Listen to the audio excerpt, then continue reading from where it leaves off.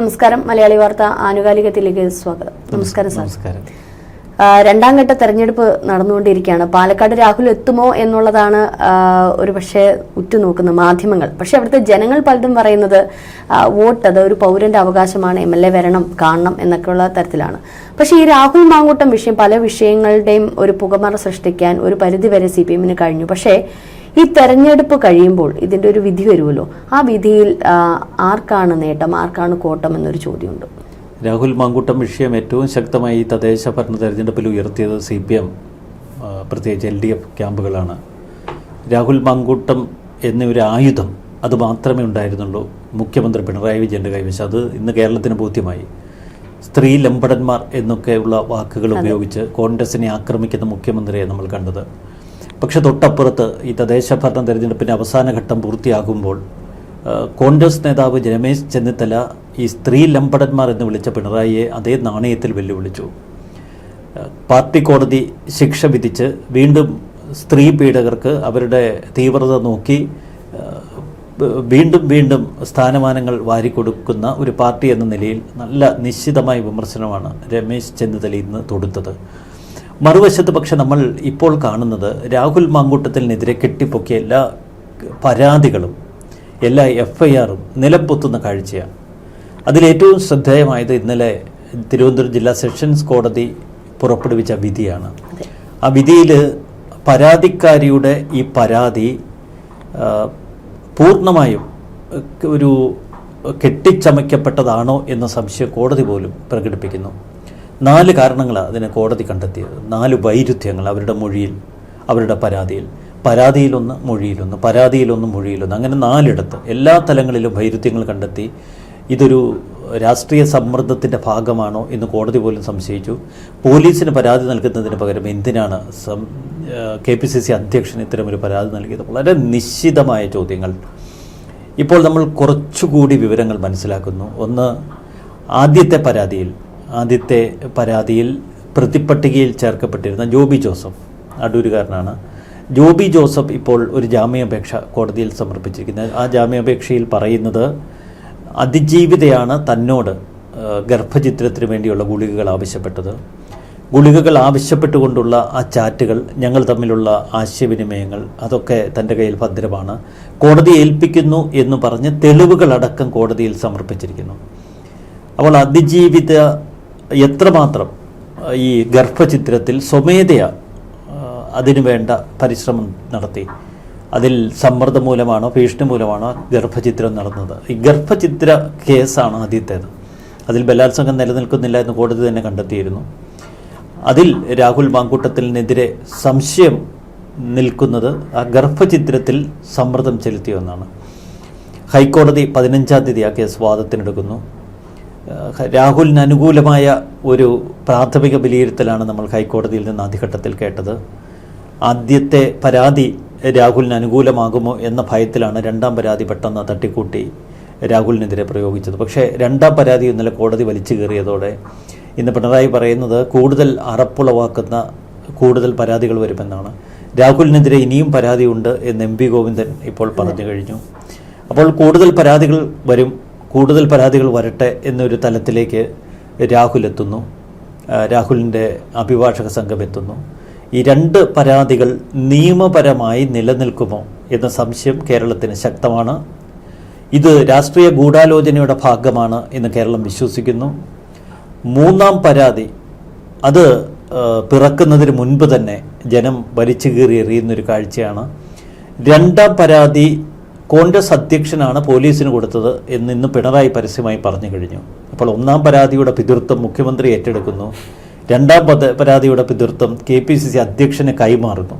ഇതെല്ലാം ആസൂത്രിതമായിരുന്നു എന്ന് വ്യക്തമാക്കുന്നതാണ്. പക്ഷെ അതിലെ ഏറ്റവും രസകരമായ കാഴ്ച നമ്മൾ കോൺഗ്രസ് പാർട്ടിയിലാണ് ഇപ്പോൾ കാണുന്നത്. ഇന്ന് രാവിലെ ഈ 2ാം ഘട്ട വോട്ടെടുപ്പ് ദിനത്തിൻ്റെ അന്ന് രാവിലെ KPCC അധ്യക്ഷൻ നടത്തിയ ഒരു മാധ്യമ സമ്മേളനം.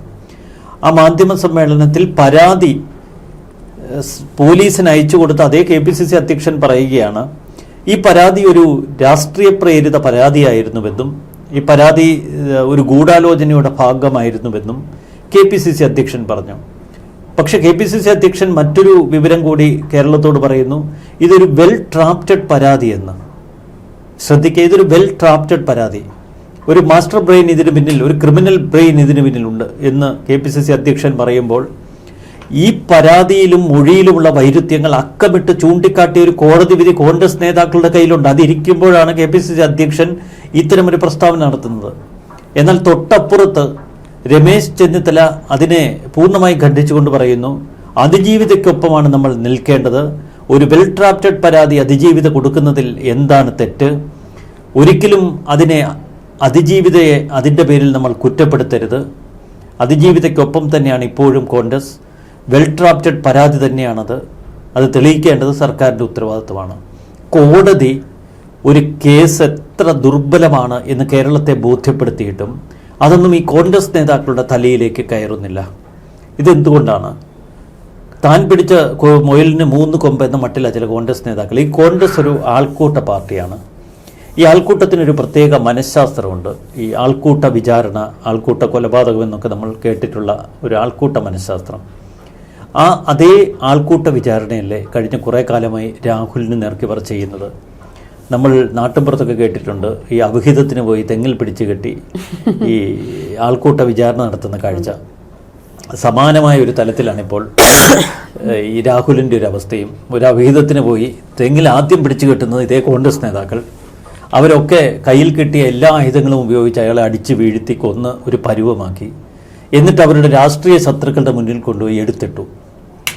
അതിനുശേഷം മൃതപ്രായനായി അടിച്ചൊതുക്കി തങ്ങളുടെ കയ്യിൽ കിട്ടിയ ഈ രാഹുൽ മാങ്കൂട്ടത്തിലിനെ കേസിൽ കുരുക്കി പോലീസിനെ കൊണ്ട് അടപടലം പിടിച്ച് ജയിലിലാക്കാനുള്ള സർവ്വതന്ത്രങ്ങളും പിണറായി പയറ്റി. അപ്പോഴൊക്കെ ഇപ്പുറത്ത് കൈയടിച്ച് പ്രോത്സാഹിപ്പിച്ചുകൊണ്ടിരിക്കുകയാണ് ഈ കോൺഗ്രസ് നേതാക്കൾ. രാഷ്ട്രീയമായി അവർക്ക് എന്ത് നേട്ടം ഇത്തരം പ്രോത്സാഹനത്തിൽ? പിന്നീടാണ് രണ്ടാം പരാതി വരുന്നത്. രണ്ടാം പരാതി വരുന്നതിന് തൊട്ട് മുൻപിതാ കോൺഗ്രസ് നേതാവ് K മുരളീധരൻ പറയുന്നു, ബ്രഹ്മാസ്ത്രം പ്രയോഗിക്കാൻ സമയമായി എന്ന്. ഏത് ബ്രഹ്മാസ്ത്രം എന്ന് പറയുന്നത്? ഈ പാർട്ടിയിൽ നിന്ന് എന്നേക്കുമായി പുറത്താക്കുക. മറുവശത്ത് അതിന് 5 ദിവസങ്ങൾക്ക് മുൻപ് രാജ്മോഹൻ ഉണ്ണിത്താൻ പറയുന്നു, അവൻ്റെ കൂടും കുടുക്കിയും അടക്കം തെറിക്കുന്ന വെളിപ്പെടുത്തലുകൾ നടത്താൻ എനിക്കറിയാമെന്ന്. അപ്പോൾ ജനം എന്ത് കരുതുന്നു? ഇതിനേക്കാളൊക്കെ ഭയാനകമായ പലതും പുറത്തു വരാനുണ്ടെന്ന്. ഇതിൽ രാഹുൽ മാങ്കൂട്ടത്തെക്കുറിച്ച് മറ്റ് ചില കഥകൾ കൂടിയുണ്ട്. ഇത് നമ്മൾ കേൾക്കുന്നത് മാധ്യമങ്ങൾ പറയുന്ന കഥയാണ്. രാഹുലിനെതിരെ ഇത്തരം ചില പരാതികൾ നേരത്തെ തന്നെ പാർട്ടിയിലുണ്ടായിരുന്നു. അതൊക്കെ സത്യമാണ്. ഇതൊക്കെ അറിഞ്ഞ കോൺഗ്രസിൻ്റെ ഒരു പ്രമുഖൻ, പ്രതിപക്ഷ നേതാവ് തന്നെ രാഹുലിനോട് പറഞ്ഞു, ഇങ്ങനെയുള്ള കാര്യങ്ങളിൽ വളരെ സൂക്ഷിക്കണം. നമ്മളാരും വളരെ ഇടുങ്ങിയ മനസ്ഥിതിയുള്ളവരല്ല.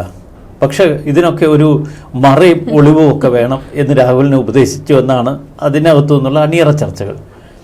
പക്ഷെ രാഹുലിൽ പറയുന്നത് മറ്റൊരു വാദമുഖം. രാഹുൽ പറയുന്നത് ഈ കോൺഗ്രസിൽ ആരുണ്ട് എല്ലാ വിവാദങ്ങൾക്കും അപ്പുറം, അല്ലെങ്കിൽ എല്ലാ തലങ്ങൾക്കും അപ്പുറം പ്രവർത്തിക്കുന്ന ആരുണ്ട്? ഈ പണ്ട് മുതലേ കോൺഗ്രസ് രാഷ്ട്രീയം ഇത്തരമൊരു കാര്യത്തിൽ വളരെ ഓപ്പണാണ്. കാരണം നേതാക്കളുടെ ഈ അവിഹിത കഥകളും രാത്രി സഞ്ചാരവും ഒക്കെ അവർ പരസ്പരം ചർച്ച ചെയ്യും. പിന്നെ വലിയ രാഷ്ട്രീയമൊന്നുമില്ല. MLA ഹോസ്റ്റലിലൊക്കെ കഥകൾ കോൺഗ്രസ് നേതാക്കൾക്കിടയിൽ വലിയ പാട്ടാണ്. അത് ചെറിയ കക്ഷികളൊന്നുമില്ല. പഴയ വലിയ നേതാക്കളൊക്കെ MLA ഹോസ്റ്റലിൽ ഒരു കഥകിൻ്റെ മറവ് കിട്ടിയാൽ മതിയെന്നാണ് പറയുന്നത്. MLA ഹോസ്റ്റലിൽ പോലെ ഈ മുറിക്കൊക്കെ ചില പ്രത്യേകതകളുണ്ട്. ചിലതിന് ഒരു എക്സിറ്റ് ഡോറൊക്കെ ഉണ്ട്, വളരെ തന്ത്രപരമായി ആളിന് ഒഴിഞ്ഞു പോകാനൊക്കെ. ഇങ്ങനെയുള്ള ഒരുപാട് കഥകൾ പാർട്ടിക്കുള്ളിലുണ്ട്. ഈ പാർട്ടിക്കുള്ളിലുള്ള ഇത്തരം കഥകൾ ഈ പുതുതലമുറ കേട്ടാണ് വളരുന്നത്. പുതുതലമുറ കുറച്ചുകൂടി ഒരു ന്യൂജൻ ട്രെൻഡുള്ളവരാണ്. ഡൽഹിയിലൊക്കെ വിദ്യാഭ്യാസം, ഡൽഹിയിലെ ഒരു പ്രാക്ടീസ്, അതിനുശേഷം കേരളത്തിലേക്ക് ഇറങ്ങുന്നു. കേരളത്തിലേക്ക് ഇറങ്ങിയപ്പോൾ ഇപ്പോഴത്തെ ഒരു ന്യൂജൻ ട്രെൻഡ് എന്ന് പറയുന്നത് കുറച്ചൊരു ഓപ്പൺ മൈൻഡഡ് ആയിട്ടുള്ള ഒരു ജനറേഷനാണ്. ആ ഓപ്പൺ മൈൻഡഡ് ആയിട്ടുള്ള ജനറേഷനെ സംബന്ധിച്ച് അവരുടെ ചെറുപ്പം ഇത്തിരി അടിച്ചു പൊളിച്ചൊക്കെ പോകുന്നു. പക്ഷേ ഇതിലൊക്കെ ശരിക്കും നീരാടി അർമാദിക്കുന്ന ഒരു യുവ നേതൃനിര അതെല്ലാ പാർട്ടിയിലും ഉണ്ട്, കോൺഗ്രസിലും ഉണ്ട്. പക്ഷേ ഇതിനെ ഒന്ന് നിയന്ത്രിക്കാനോ ഇവരെയൊക്കെ ഒരു സംവിധാനത്തിൻ്റെ ചട്ടക്കൂടിലേക്ക് കൊണ്ടുവരാനോ പാർട്ടിയുടെ ഒരു ഡിസിപ്ലിൻ അത് പെർഫെക്റ്റായി സൂക്ഷിക്കാനോ ഈ കോൺഗ്രസ് നേതൃത്വത്തിന് ഇപ്പോൾ കഴിയുന്നില്ല. അവർ പരസ്പരം പോരടിക്കുകയാണ്. അതിൻ്റെ അകത്തൊരു കേഡർ സംവിധാനമില്ല, അതിൻ്റെ അകത്തൊരു ഹൈറാർക്കി ഇല്ല. ആർക്ക് വേണമെങ്കിലും എന്തും പറയാം, കാരണം ഒരു ആൾക്കൂട്ട പാർട്ടിയാണല്ലോ. അതേ സാഹചര്യമാണ് രാഹുൽ എന്ന നേതാവിനെ അവിടെ സൃഷ്ടിച്ചെടുത്തത്.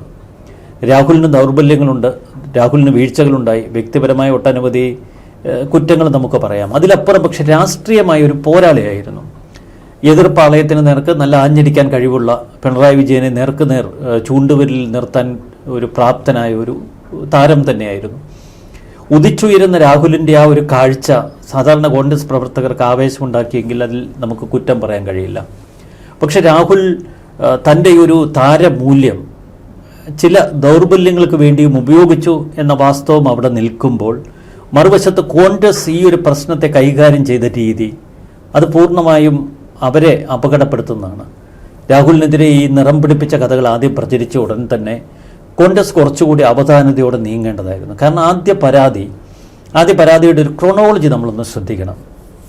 ആദ്യം ചില ഓൺലൈൻ മാധ്യമങ്ങൾ കേരളത്തിലെ ഏറ്റവും പ്രമുഖ യുവ നേതാവിനെതിരെ ഒരു യുവതി പരാതിക്കൊരുങ്ങുന്നു, വെളിപ്പെടുത്തലിനൊരുങ്ങുന്നു എന്ന ഊരും പേരുമില്ലാത്തൊരു വാർത്ത.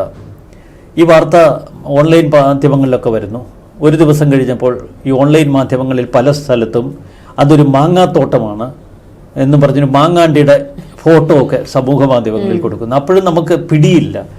അപ്പോൾ ആളുകൾ പറയുന്നു രാഹുൽ മാങ്കൂട്ടത്തിനെതിരെ എന്തോ കിടുപിടി വരുന്നുണ്ട് എന്നൊക്കെ പറഞ്ഞ് അതിനെ ഒരു മയമായിട്ട് കണ്ടു. ഈ സംഭവങ്ങൾ ഇങ്ങനെ കൊഴുക്കുന്നതിനിടയിൽ 3-ാം ദിവസമാണ് എറണാകുളത്തൊരു ചെറിയ ബോംബ് പൊട്ടുന്നത്. നടി റിനി ആൻഡ് ജോർജ് പറയുന്നു, ചെറിയ ഇവിടെ ഒരു ഞരമ്പനുണ്ട്, ഒരു ഹൂ കെയേഴ്സ് എന്നൊരു ഞരമ്പൻ എന്ന് പറഞ്ഞ് ഒരു ചെറിയ ബോംബ് ഇട്ട് കൊടുക്കുന്നു. ഇതോടെ കഴിഞ്ഞ 2 ദിവസമായി ബിൽഡപ്പ് ചെയ്ത് വെച്ചിരുന്ന ആ ഒരു സംഭവം കൂടുതൽ ശക്തിയിൽ പൊട്ടുന്നു. അപ്പോൾ ആ ഹൂ കെയേഴ്സ് രാഹുൽ മാങ്കൂട്ടം തന്നെ, ഇനി ഒന്നുമില്ല, തീർന്നു.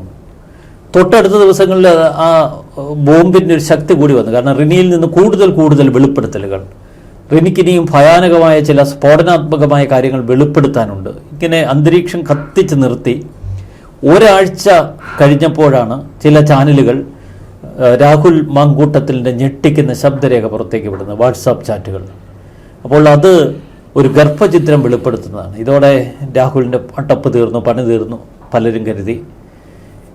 കോൺഗ്രസ് നേതൃത്വത്തിന് ഇക്കാര്യം അറിവുണ്ടായിരുന്നു എന്ന് വേണം നമ്മൾ ധരിക്കാൻ. ചില നേതാക്കളുടെ ഒരു കണക്ക് കൂട്ടിയുള്ള കളിയൊക്കെ ഇതിൻ്റെ പിന്നിലുണ്ടായിരുന്നു. പിന്നീട് എന്താണ് സംഭവിച്ചത്?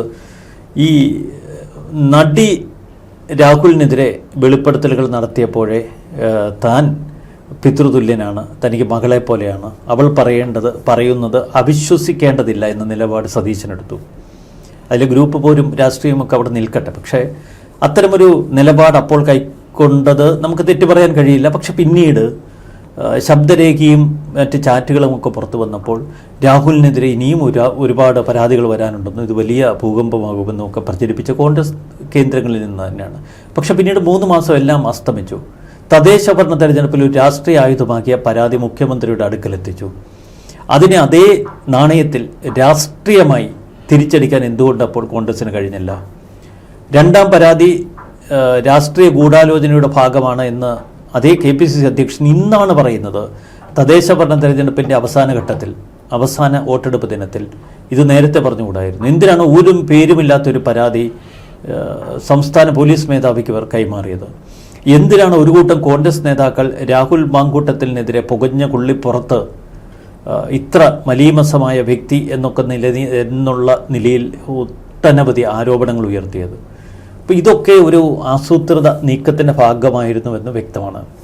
രാഹുൽ പറയുന്നു ഞാൻ വീണു, പക്ഷേ എന്നേക്കാൾ ഇത്തരം കാര്യങ്ങളിൽ ദുർബലരായ, എന്നേക്കാൾ ലൈംഗിക വൈകൃതമുള്ള ഒട്ടനവധി ആളുകൾ ഈ പാർട്ടിയിലുണ്ട്, പാർട്ടിയുടെ ഉന്നതങ്ങളിലുണ്ട്. അതുകൊണ്ട് എന്താ സംഭവിച്ചത്? ഈ നേതാക്കളൊക്കെ പുറത്തേക്ക് ഇറങ്ങിയപ്പോൾ മഞ്ചേരിയും രാമനിലയും ഒക്കെ വീണ്ടും ചർച്ചയായി. പഴയകാല കാര്യങ്ങൾ ഓരോന്നായി ചർച്ചയായി. ഇവിടെ ഒരു ചോദ്യം, ശ്രദ്ധേയമായ ചോദ്യം കൂടി ഉയർന്നു വരുന്നുണ്ട്.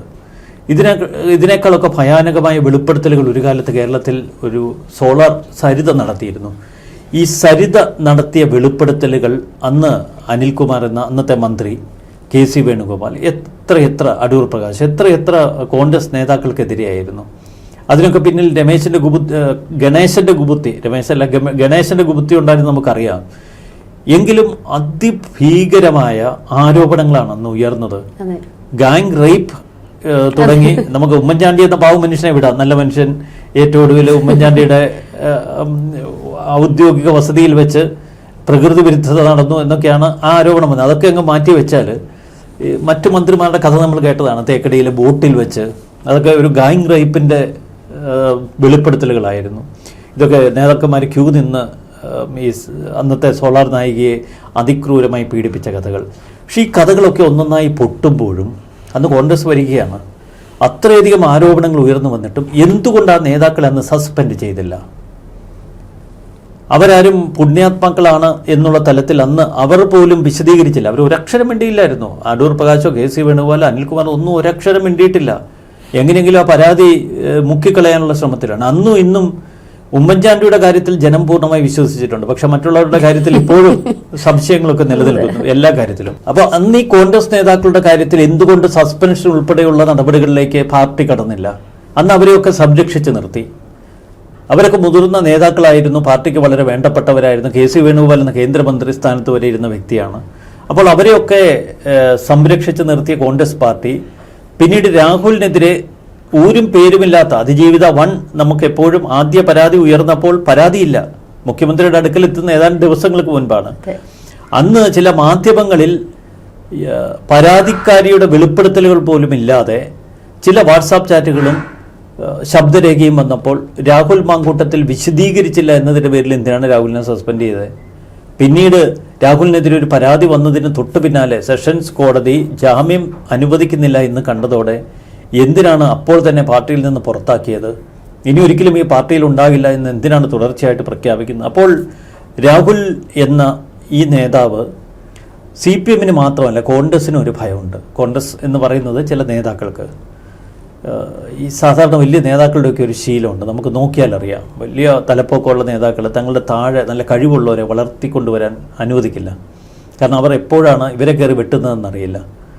അപ്പോൾ വലിയ വടവൃക്ഷമൊക്കെ നിൽക്കുമ്പോൾ വളരാൻ കഴിയില്ല, ഒന്ന് മുരടിച്ച് നിൽക്കുകയുള്ളൂ. അങ്ങനെ വളർന്നു വരുന്ന ആരെങ്കിലും ഉണ്ടെങ്കിൽ അവർ തകർത്ത് കളയും. അതുപോലെ തന്നെ തങ്ങളുടെ തലയ്ക്ക് മുകളിലേക്ക് ഇവൻ വളർന്നു കയറുമോ എന്നൊരു പക്ഷേ കേരളത്തിലെ ചില കോൺഗ്രസ് നേതാക്കളെങ്കിലും ഭയപ്പെട്ടാൽ അതിന് നമുക്ക് കുറ്റം പറയാൻ കഴിയില്ല. ആ ഭയത്തിൽ നിന്നാവാം ഒരു ഗൂഢാലോചനയിലേക്ക് കിടക്കുന്നത്. കാരണം ഈ സോഷ്യൽ മീഡിയ ഈ യൂത്ത് നേതാക്കന്മാർ രാഹുൽ മാങ്കൂട്ടൻ, ഷാഫി പറമ്പിൽ അടക്കമുള്ള ഈ യൂത്ത് നേതാക്കളിങ്ങ് വന്ന് സോഷ്യൽ മീഡിയ മുഴുവൻ അവരുടെ കയ്യിലേക്കാക്കി. അവരിറക്കുന്ന റീലുകൾ, വീഡിയോകൾ, പ്രതികരണങ്ങൾ, അവരുടെ ഒരു ഷാർപ്പ്നെസ്സാണ് പൊതുവെ നോട്ടീസ് ചെയ്യപ്പെട്ടത്. ഈ പുതുതലമുറ ഏത് തലത്തിൽ പിണറായി വിജയൻ എന്നൊരു വലിയ ഒരു ഭരണത്തിൻ്റെ ഒരു ചിഹ്നമായി നിൽക്കുകയാണ്. ആ പിണറായിക്കെതിരെ ഇവരെങ്ങനെ പ്രതികരിക്കുന്നു, എങ്ങനെ അറ്റാക്ക് ചെയ്യുന്നു? പിണറായി വിജയൻ്റെ ഏകാധിപത്യത്തിനെതിരെ അതിശക്തമായി പോരാടുന്ന ഒരു യൂത്ത് മുഖമാണ് ഇവരിലൂടെ പ്രകടമായത്. ആ പോരാട്ടം കേരളത്തിലെ കോൺഗ്രസ് പ്രവർത്തകരെ മാത്രമല്ല നിഷ്പക്ഷമതികളെ ആവേശത്തിലാക്കി. അപ്പോൾ ആ ആവേശം പലപ്പോഴും കോൺഗ്രസ് നേതാക്കളുടെ ഒരു പരമ്പരാഗത പ്രതികരണങ്ങളെ പരിഹാസത്തിലുമാക്കി. പഴയകാല നേതാക്കൾ എന്തെങ്കിലുമൊക്കെ ഒരു ഓഞ്ഞ പ്രതികരണമൊക്കെ നടത്തിയാൽ ഈ സോഷ്യൽ മീഡിയ എടുത്തുടുക്കും. പിന്നെ ഈ 2 വള്ളത്തിൽ കാലുകുത്തിയുള്ള പ്രതികരണങ്ങൾ അതൊന്നും അവർക്ക് ഇഷ്ടമല്ല. രാഹുൽ എന്ത് പറഞ്ഞാലും അവരുടെ പ്രതികരണങ്ങളൊക്കെ വളരെ ഷാർപ്പായിരുന്നു ആദ്യാവസാനം. അപ്പോൾ അതോടെ ഈ രാഹുൽ മാങ്കൂട്ടവും ഷാഫിയും ഒക്കെ ഇവരുടെ കണ്ണിലെ കരടായി. ഒന്നും മാത്രമല്ല, അങ്ങ് KC വേണുഗോപാൽ ക്യാമ്പിലേക്ക് പോയത് ഇവിടെയുള്ള രമേശ് ചെന്നിത്തലയ്ക്കും BD സതീശനൊന്നും അത്ര പിടുത്തവുമില്ല. അതിനിടയിലാണ് ഇത്തരം ചില ചുഴികളിലേക്ക് ചെന്ന് രാഹുൽ പതിക്കുന്നത്. പക്ഷെ അതിനു മുമ്പ് തന്നെ ഈ പഴയ മൂത്ത നേതാക്കന്മാർ പരസ്പരം പറയുമായിരുന്നു, ഈ പുതുതലമുറയുടെ പൂക്ക് ശരിയല്ല, ഇവരെല്ലാം കൂടെ പോയി എവിടെയെങ്കിലും വട്ടത്തിൽ വീഴും. രാഹുലിനും ഷാഫിയും ഒക്കെ ചേർത്തായിരുന്നു അവരുടെ അത്തരം കമൻറ്റുകൾ. പക്ഷെ ഒടുവിൽ ചെന്ന് വീണത് രാഹുലിനുള്ള ഒരു കുഴപ്പം, ഇനി ഒരു 4 മാസം കൂടെ ഒന്ന് പിടിച്ചു തന്നാൽ മതിയായിരുന്നു. ഈ പിണറായി വിജയൻ ഭരണം തീർന്നാൽ ഒരു പക്ഷേ രാഹുൽ ഇതിൽ നിന്നൊക്കെ ഒന്ന് രക്ഷപ്പെട്ടു പോയേനെ. പക്ഷെ അവസാനം വിധി രാഹുലിനെതിരായി അക്കാര്യത്തിൽ. എന്നാലും നമ്മൾ മനസ്സിലാക്കേണ്ടത് രാഹുലിനെ സംബന്ധിച്ച് ഈ ഒരല്പം ജീവൻ ബാക്കിയുണ്ടെങ്കിൽ വീണ്ടും കത്തിക്കൂടി ഈ പാമ്പിൻ്റെ ഊര് പോലെയാണ് പിന്നെയും പത്തി വിരിച്ച് വരുന്ന ഒരു കാഴ്ച കാണുന്നു. അതുകൊണ്ട് ഇനി പത്തി വിരിച്ചാൽ ഉടല് തീർത്ത് അടി മേടിച്ച് പത്തി വിരിച്ചാണ് വരുന്നത്. അപ്പോൾ അത്ര നിസ്സാരക്കാരനായിരിക്കില്ല എന്ന് തോന്നുന്നു.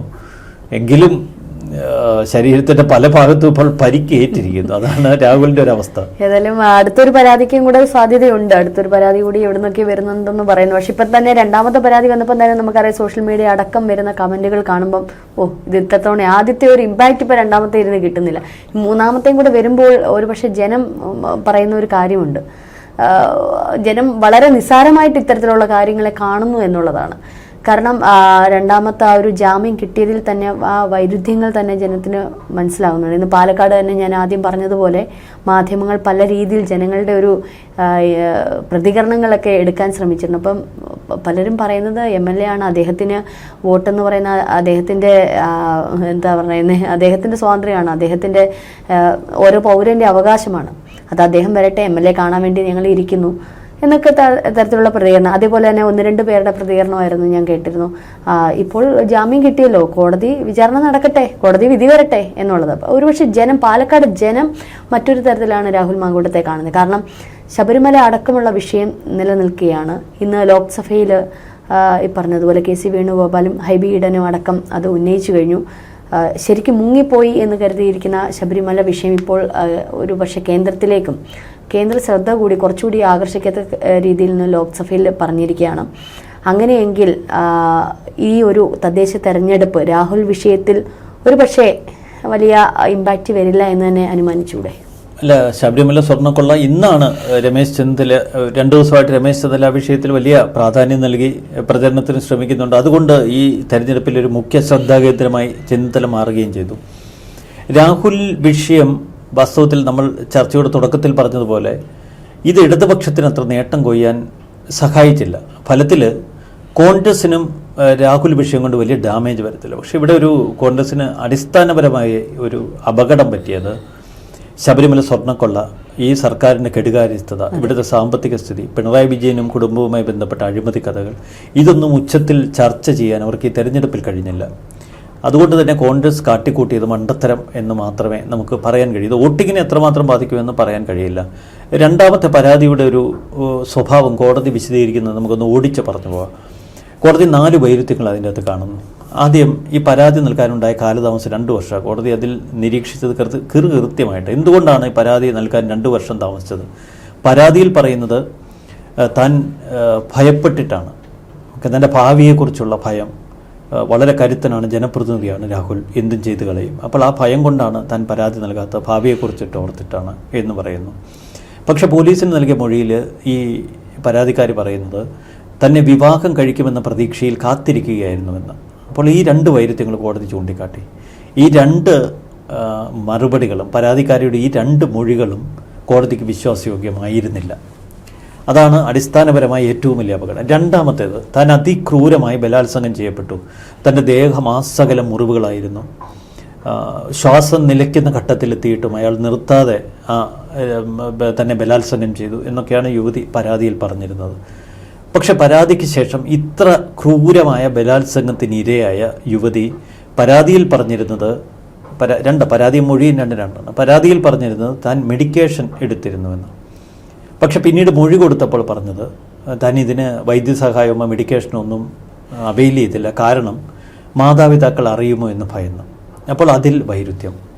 മൂന്നാമത് ഏറ്റവും വലിയൊരു വൈരുദ്ധ്യം കോടതി ചോദിച്ചത്, ഇത്ര ക്രൂരമായി ബലാത്സംഗം ചെയ്ത ഒരു വ്യക്തിയെ തൊട്ടടുത്ത ദിവസം തന്നെ ഈ യുവതി ചാറ്റ് ചെയ്യുന്നു, ഫോണിലും ടെലിഗ്രാമിലുമൊക്കെ ബന്ധപ്പെടുന്നു, ഭാവി കാര്യങ്ങളെക്കുറിച്ച് ചർച്ച ചെയ്യുന്നു, വീണ്ടും വിവാഹം കഴിക്കുമെന്ന ആഗ്രഹം ആ യുവതി പറയുന്നു.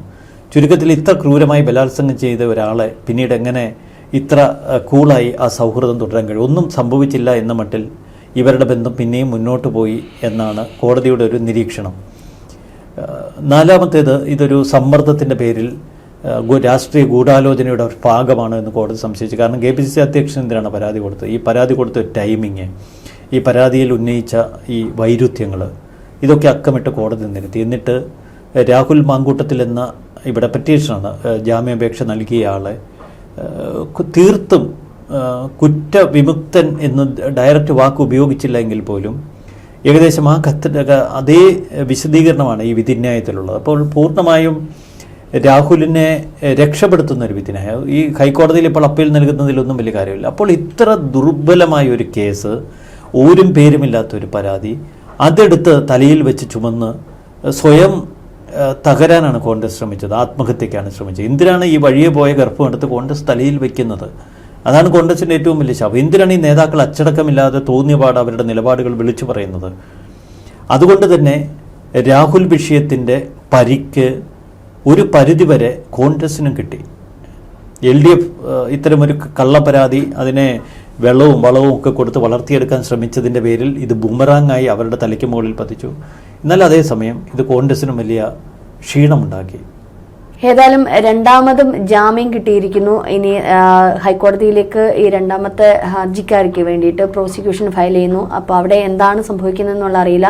ഏതായാലും ഈ ഒരു നിലവിൽ ഈ കേസുകളെല്ലാം വളരെ വീക്ക് പോയിന്റുകൾ തന്നെയാണ് കാണിക്കുന്നത്. ഒരുപക്ഷെ രാഹുലിന് അനുകൂലമായിട്ടുള്ളൊരു ഭാവമായിരിക്കാം കോടതിയിൽ നിന്നൊക്കെ വരുന്നത്.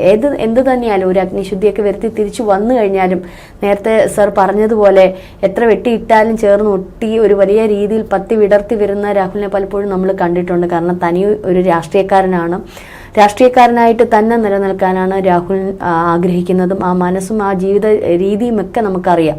എന്തോരം ഒരുപാട് സമര പോരാട്ടങ്ങളിലൂടെയൊക്കെ കടന്നു വന്ന നേതാവ് കൂടിയാണ്. ഒരൊറ്റ കാര്യം കൂടി, ഇപ്പോൾ ഈ പി.ടി. കുഞ്ഞുമുഹമ്മദ് എന്ന 76 വയസ്സുണ്ട്. അതെ അതെ, അയാള് തന്റെ റൂമിലേക്ക് ഒരു സിനിമാ പ്രവർത്തകയെ വിളിച്ചു വരുത്തി കൃത്യമായ ബലാത്സംഗത്തിനാണ് ശ്രമിച്ചത്. പരാതിക്കാരുടെ പരാതി അനുസരിച്ച് ഇതൊക്കെ ഉഭയകക്ഷി സമ്മതപ്രകാരം എന്ന് വരെ കോടതി ഒരു രൂപം നമുക്ക് തരുന്നുണ്ട്. നമ്മൾ ലോജിക്കായിട്ട് ചിന്തിക്കാലോ. അല്ല, മറ്റേത് അങ്ങനെ പോലുമല്ല. വിജൃംഭിതനായി നിൽക്കുന്ന പി.ടി. കുഞ്ഞുമുഹമ്മദ് 12 ദിവസമാണ് കഴിഞ്ഞത്. 12 ദിവസം കഴിഞ്ഞിട്ട് പരാതി മുഖ്യമന്ത്രിയുടെ ഓഫീസിൽ ഇന്ന് കുക്കു പരമേശ്വർ പറഞ്ഞിരിക്കുന്നത് അത് ഞങ്ങളുടെ ഇടയിലേക്ക് വന്ന ഒരു പരാതിയാണ്, അത് ഞങ്ങളുടെ ഇടയിൽ തീർത്തോളാം എന്നുള്ളത്. അപ്പൊ കോൺഗ്രസിന്റെ പരാതി പുറം ലോകം അറിയണം, അല്ലെങ്കിൽ അതിന് മറ്റൊരു ഇത് പാർട്ടി വിചാരണ പാർട്ടി കോടതി തീരുമാനിക്കും. ഇതൊക്കെ ജനം മനസ്സിലാക്കുന്നുണ്ട്. ഏതായാലും ജനത്തിന്റെ ഒരു വിധിയുണ്ട്, അത് ഉടനെ തന്നെ അറിയാൻ കഴിയും. പക്ഷേ രാഹുലിന്റെ വിധി എന്താണെന്നുള്ളത് ഇനി കോൺഗ്രസ് ആണ് തീരുമാനിക്കേണ്ടത്. തീർച്ചയായിട്ടും. നന്ദി, നമസ്കാരം.